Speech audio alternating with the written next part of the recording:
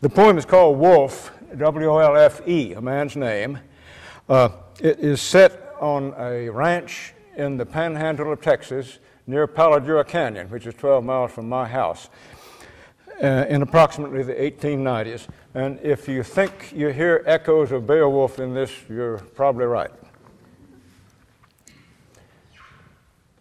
Fat Herefords grazed on rich brown grass. Tom Rogers watched 3 winters pass, then all his ranch paid off, designed a bunkhouse, biggest of its kind in that wide stretch of caprock lands, to house the army of top hands that rising markets and good rain forced and allowed him to maintain.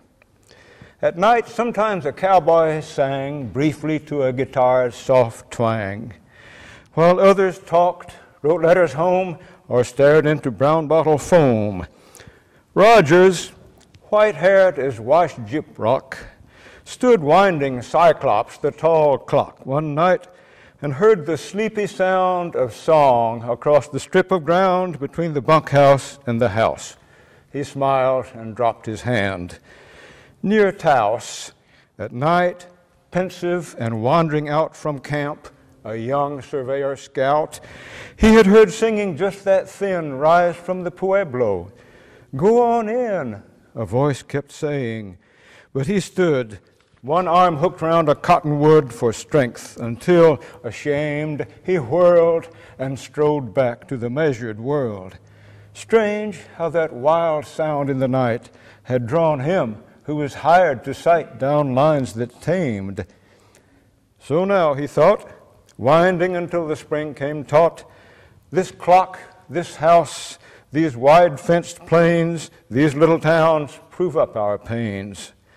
He went to bed, blew out the light on the nightstand, said a good night to Elsa, and dropped off to sleep, hearing a last faint twang. From deep in the fierce breaks came a reply, a drawn-out keening, pitched as high and savage as if cowboy songs to strange, sharp ears summed up all wrongs done to the wilderness by men, fences, and cows. With bared teeth then, ears back, the apparition skulked across the ridges toward the bulked, repulsive forms of house and shed, till now not neared. The next dawn's red revealed a redder scene.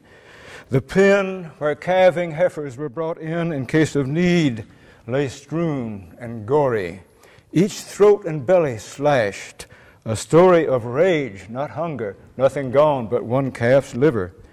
His face drawn, Rogers bent close to find a track in the hard dirt. Then he drew back, aghast. Though it was mild and fair, he would always thereafter swear there hung above that broad paw print with 2 deep claw holes a mere hint, the sheerest wisp of steam. He stood silent. When finally he could, he said, "Well, I guess we all know what done this. No plain Lobo, though. I've seen a few. They never killed more than to get their belly filled. This one's a devil. Look at that." He towed a carcass where the fat and lean had been flinched, red and white, from a front leg. A second bite had crushed the bone above the knee. By ones and twos, men leaned to see with open mouths. A clean, dark hole at one side punched clear through the bowl. "That's no tooth, it's a railroad spike," one cowboy breathed. Or else it's like, Tom Rogers thought, a steel-tipped arrow, such as once pierced him, bone and marrow, mid-calf, when riding in advance of wagons on the trail to Grant's, attacked, he turned and in the mud escaped with one boot full of blood. At least the Indians had a cause, he thought. This thing came from the draws to kill and waste, no more. He spat and said, "I'll get hitched up." At that, 2 cowboys jumped to do the chore, while from the pile by the back door, others, jaws set, began to carry cottonwood logs onto the prairie, where horses dragged the grim night's dead like travois to their fiery bed. Rogers, with hands in pockets, stood and said, "That barbecue smells good." But the half-smile he struggled for turned on him like a scimitar, and cowboys, sensing, kept their eyes down and said nothing. By sunrise of the next day, the word was out by mouth and telegraph about the beast that crept out of the dark and slaughtered like a land-bound shark, evil, bloodthirsty, monstrous.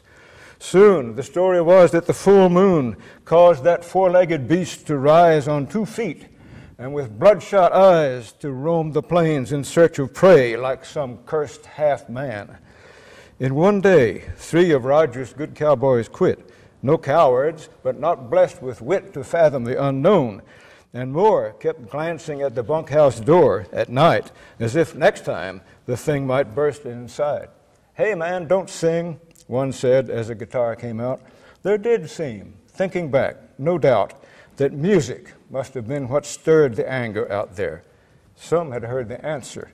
They agreed the sound came after Ashley's fingers found the highest note of that night's strumming. "Play it again, you know what's coming," said one named Humphrey. Ashley, who, like Humphrey, had seen Rogers through the hard first years of ranching there, loyal and lean, kept guessing where the thing would strike next. Every night he rode out to some downwind site deep in the wildest breaks and waited. Nothing.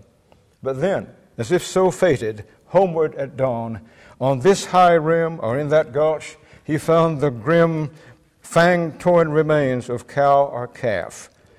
Before long, Rogers' herd was half what it had been.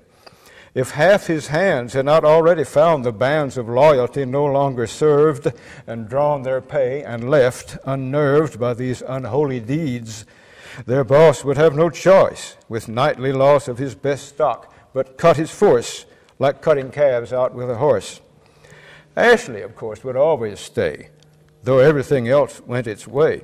Those two had cowboyed in all weather, and for a while had fought together against the Indians' dwindling ranks, ending between the steep red banks of Palo Duro, that brief fight that put the tribes to final flight, horseless and foodless. The next day, Colonel Mackenzie took the way surest to keep the foe from turning back to his killing, theft, and burning.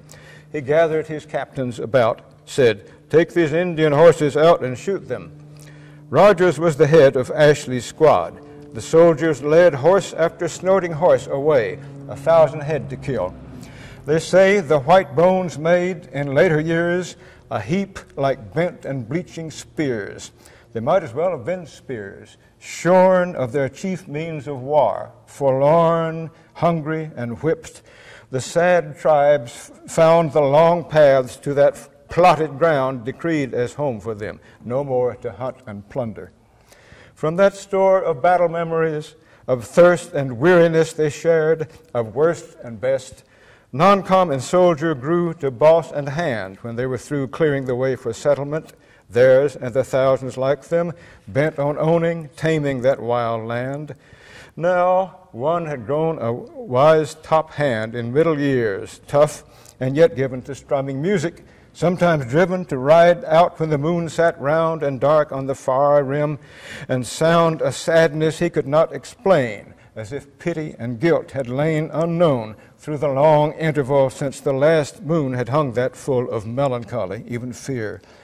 But Rogers, finding year by year that sitting on a horse straight-spined was harder, most days stayed behind while cowboys went out riding fence or pulling calves. His recompense for his lost saddle was a chair on his long screened-in back porch, where he rocked and watched his herd on grass that not long back felt no hooves pass but buffaloes, there where the brim of Palo Duro Canyon, dim and distant, showed. He was content. Then came the night marauding.